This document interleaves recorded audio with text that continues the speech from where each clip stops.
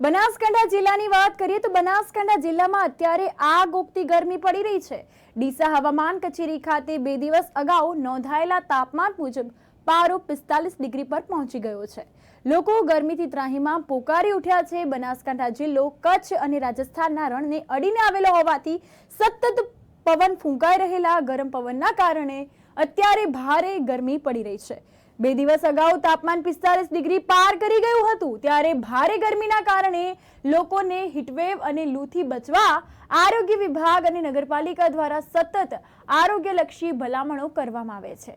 જ્યારે શહેરમાં ગ્રામ્ય વિસ્તારમાંથી આવતા લોકો માટે સેવાભાવી સંસ્થાઓ દ્વારા ઠેર ઠેર ઠંડા પાણીની તેમજ ઠંડી છાશની વિતરણ કરવામાં આવી રહી છે। ત્યારે આ ગરમી પડી રહી છે તો એ ગરમી એ પાછલા વર્ષોનો રેકોર્ડ તોડી નાખ્યો છે। જ્યારે ડીસા શહેરની વાત કરીએ તો ડીસામાં સૌથી વધુ ગરમી વર્ષ 2016માં 48 ડિગ્રી નોંધાઈ હતી અને બુધવારે પણ 48 ડિગ્રી તાપમાન નોંધાયું છે।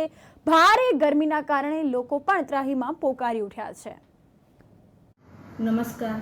ડીસામાં ગરમીનો પારો 45 ડિગ્રીને પાર છે તો બપોરના સમયે ખાસ બહાર નીકળવું નહીં અને ડીસા નગરપાલિકા દ્વારા આપણે હોર્ડિંગ લગાવવામાં આવ્યા છે તો તેનો ખાસ અમલ કરવો અને જેટલું બને એટલું પાણી પીવાનું અને સુતરાઉ કપડાં પહેરવાનું એવું બધું રાખો એવી હું ડીસા નગરપાલિકા દ્વારા ખાસ વિનંતી કરું।